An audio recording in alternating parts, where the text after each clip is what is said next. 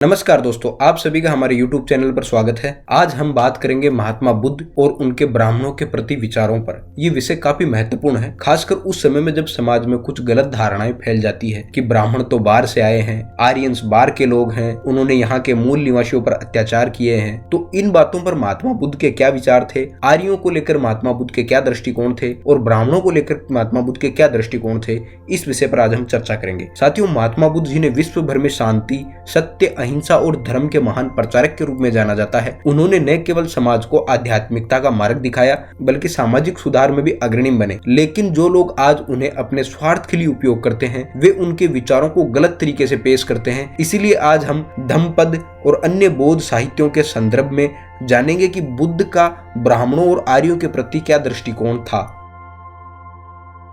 साथियों, महात्मा बुद्ध के समय आर्य धर्म को आदर्श माना जाता था। वे इस धर्म के गहरे प्रशंसक भी थे और उन्होंने इसे महान बताया। धम्मपद के कई श्लोकों में उन्होंने आर्यों के दर्शन और आर्य जीवन शैली को सदा सुखदायी और हितकारी बताया है। धम्मपद के अध्याय 3 के सत्संगी प्रकरण के श्लोक 5 में महात्मा बुद्ध बताते हैं कि आर्यों का दर्शन सदा हितकर और सुखदायी है। वहीं श्लोक नंबर 7 में बताते हैं कि जैसे चंद्रमा नक्षत्र पथ का अनुसरण करता है, वैसे ही सत्पुरुष का जो धीर, प्राज्ञ, बहुश्रुत, नेतृत्वशील, वृत्ति, आर्य तथा बुद्धिमान है, उनका अनुसरण करना चाहिए। साथियों, महात्मा बुद्ध ने बार बार आर्य जीवन शैली का समर्थन किया और इसे श्रेष्ठ बताया। ये विचार उनके महान धर्म के प्रति आदर और सम्मान को दर्शाते हैं। पर पता नहीं क्यों आज महात्मा बुद्ध को ही आदर्श मानने वाले लोग आर्यों को बाहर के लोग या विदेशी मानते हैं।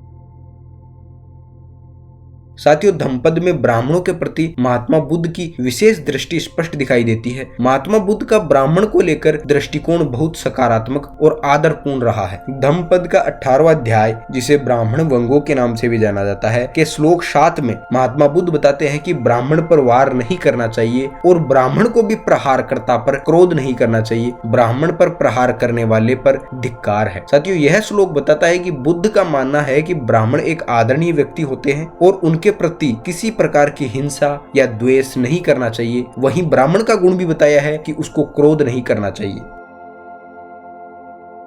महात्मा बुद्ध ने यह भी स्पष्ट किया है कि ब्राह्मण कौन होता है। वे जन्म से ब्राह्मण होने की बात को अस्वीकार करते हैं और गुण, कर्म और आचरण के आधार पर ब्राह्मण की परिभाषा देते हैं। धम्मपद के 18वें अध्याय के 9वें श्लोक में महात्मा बुद्ध बताते हैं कि जिसने काया, वाणी और मन से कोई दुष्कर्म नहीं किया हो और इन तीनों कर्म पथों से सुरक्षित हो, उसे मैं ब्राह्मण कहता हूँ। यहाँ महात्मा बुद्ध बताते हैं कि 3 प्रकार के कर्म पथ है, यानी हम 3 प्रकार से कर्म करते हैं। काया से यानी हमारे शरीर से कर्म करते हैं, वाणी से यानी जो हम बोल रहे हैं उससे कर्म करते हैं, और हमारे मन से, उससे भी हम कर्म करते हैं। और इन तीनों से जिसने कोई भी दुष्कर्म नहीं किया वह ब्राह्मण है। साथियों, यह दिखाता है कि महात्मा बुद्ध का मानना था कि ब्राह्मणता कर्म और आचरण पर आधारित होती है, न कि जाति या जन्म पर। अगर कोई भी व्यक्ति इन तीनों कर्म पथों से यानी काया से यानी शरीर से, वाणी से और मन से कोई भी दुष्कर्म नहीं करता है, वह ब्राह्मण है। साथियों, महात्मा बुद्ध के उपदेशों में शांति, अहिंसा और सत्य का विशेष स्थान था। उन्होंने ब्राह्मणों को इन गुणों का पालन करने वाला बताया है और ऐसे व्यक्तियों को ब्राह्मण की संज्ञा दी है। धम्मपद के श्लोक 16 और 17 में महात्मा बुद्ध बोलते हैं कि जो क्रोध रहित, व्रती, शीलवान, वितर्षण और जिसका यह देह अंतिम है, जो चर अचर सभी के प्रति दंड का त्याग करके न किसी को मारता है न मारने की प्रेरणा करता है, उसी को मैं ब्राह्मण कहता हूँ। साथियों, यहाँ पर महात्मा बुद्ध बोल रहे हैं कि ब्राह्मण को क्रोध नहीं करना चाहिए, किसी प्रकार की तृष्णा नहीं करना चाहिए, और जो मोक्ष की प्राप्ति के मार्ग पर है, यानी उसका जो यह शरीर है वो अंतिम शरीर है, अंतिम देह है उसकी, जो चर और अचर यानी जड़ और चेतन दोनों प्रकार के जीवों के प्रति दंड का त्याग कर दे, यानी किसी के प्रति भी द्वेष की भावना ना रखे, वह ब्राह्मण है। यहाँ पर महात्मा बुद्ध ने हिंसा से दूर रहने और सत्य पर आधारित जीवन जीने वाले ब्राह्मण की महत्ता को दर्शाया है।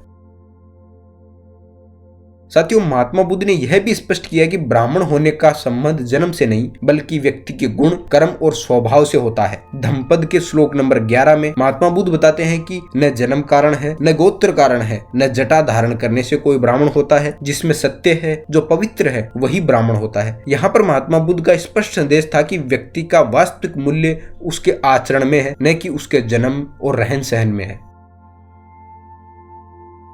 साथियों, जब हम डॉक्टर भीमराव अंबेडकर जी की भी बात करें तो वो भी आर्यों को विदेशी नहीं मानते थे। उनके अनुसार आर्य और द्रविड़ों के विभाजन की कथा केवल एक छद्म कल्पना है। उन्होंने जातिवाद का विरोध किया, लेकिन साथ ही बुद्ध के विचारों का समर्थन भी किया। महात्मा बुद्ध ने ब्राह्मणों का सम्मान किया और उन्हें सद्गुणों के आधार पर श्रेष्ठ बताया। वहीं पर साथियों, अगर हम भगवत गीता की बात करें तो भगवान श्री कृष्ण भगवत गीता के 18वें अध्याय के 42वें श्लोक में ब्राह्मण के गुणों का वर्णन करते हैं। भगवान श्री कृष्ण बताते हैं कि शांति प्रियता, आत्म संयम, तपस्या, पवित्रता, सहिष्णुता, सत्यनिष्ठा, ज्ञान, विज्ञान तथा धार्मिकता ये सारे स्वाभाविक गुण हैं जिनके द्वारा ब्राह्मण कर्म करते हैं। यहाँ ब्राह्मणों के गुणों को दर्शाया गया है। तो साथियों, इन बातों से स्पष्ट होता है कि ब्राह्मण कोई जन्म से नहीं बनता, ब्राह्मण कर्म से बनता है। तो साथियों, हमें महात्मा बुद्ध के इन उपदेशों को ध्यान में रखते हुए ब्राह्मणों और आर्यों का सम्मान करना चाहिए। महात्मा बुद्ध के सच्चे अनुयायी वही होंगे जो नफरत और द्वेष से दूर रहें और उनके द्वारा बताए गए सत्य, अहिंसा और शांति के मार्ग पर चले। दूसरों की बातों में आकर समाज में भेदभाव और द्वेष फैलाने का प्रयास नहीं करना चाहिए। तो साथियों, यह था महात्मा बुद्ध और ब्राह्मणों के प्रति उनके विचारों पर आधारित एक विशेष वीडियो। हमें उम्मीद है कि इस जानकारी ने आपके कई सवालों का उत्तर दिया होगा और महात्मा बुद्ध के वास्तविक विचारों से परिचित करवाया होगा। अगर आपको यह वीडियो पसंद आई हो तो इसे लाइक करें, शेयर करें और हमारे चैनल को सब्सक्राइब करना ना भूलें। धन्यवाद।